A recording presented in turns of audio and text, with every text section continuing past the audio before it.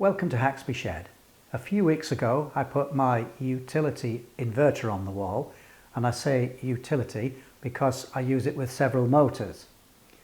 But when I wired it up I didn't quite get the emergency stop right, and it meant that if I pressed the emergency stop button it stopped, but when I released it, it started again.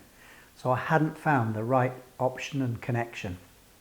So I'm doing a bit of work on it now, and I think I've figured it out. I'll show you a diagram. The inverter is an IMO Jaguar Cub.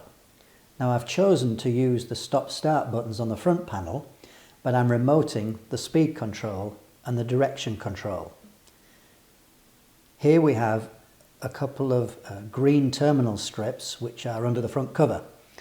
So I'm using a 10k linear pot for the speed control, remoted, connected to 13, 12 and 11, and then I'm using a direction control switch here connected to F and R on this particular terminal strip. Now the emergency stop I'm connecting to the programmable connector X2, and I'm programming that with 0009, and what that does is it takes this input from the emergency stop as an external alarm, and when I hit that emergency stop it alarms the inverter, and the inverter then goes into an error state and stops the motor. If I release this, the inverter remains in alarm state, and then it stays like that until I cancel the alarm or I actually reset it by turning the power on and off. And then the pedal here is set on X3, terminal X3, which is programmed at 1007, and that acts like a kind of momentary switch. So if I press the pedal, the inverter will run the motor, and if I let go of the pedal, it stops. So that's basically the setup in a diagram. Let's do the emergency stop first. Now you can't see the motor connected here, but if I turn it on you will definitely hear it. Now you can see that that's given a code of OH2, or maybe you can't see from there, but it has. If I release this now, this stays at OH2. The problem I had before was, because of the way I'd wired it, if I'd released that it would have started again.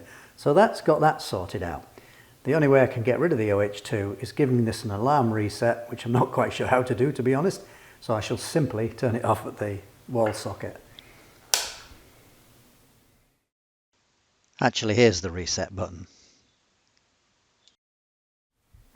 Okay, well now let's look at the foot pedal that I use with my welding rotator, welding positioner. And I've put this connector on the end. And around here, on this side, I'll show you in a minute, I've put a small plastic box on there which has got the female for this connector in it. So I can plug in the pedal. A bit fumbly this, but trust me, that's what I'm doing. There we go. Now if I set this to run, you see all zeros on there perhaps. If I press this pedal you'll hear it run.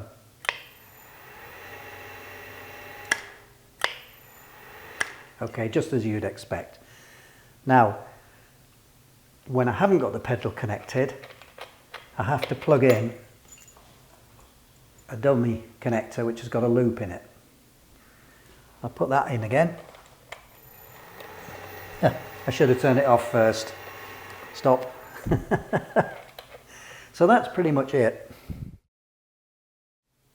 This is the box that I added to the side, and it's an old telephone terminal box, and the connector just goes in like that.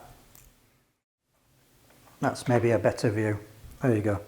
So when I want to plug in the welding positioner pedal, and do this without fumbling in front of the camera, that just goes in like that, and I just screw that up. And there we are, there's my cable for my foot pedal. Not quite screwed up, but you know how it goes.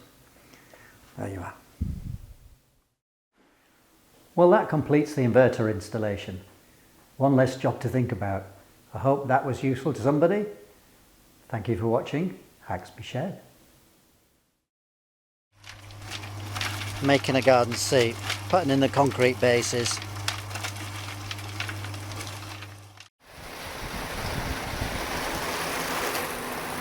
typical.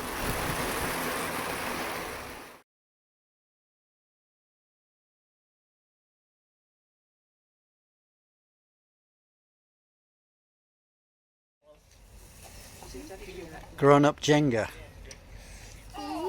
See if Daddy can do it without knocking it off.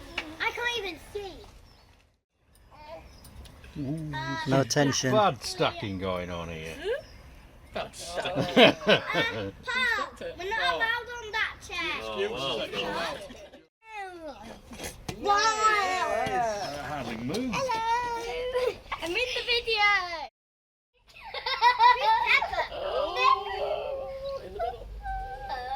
Oh, it's moving. Oh my god.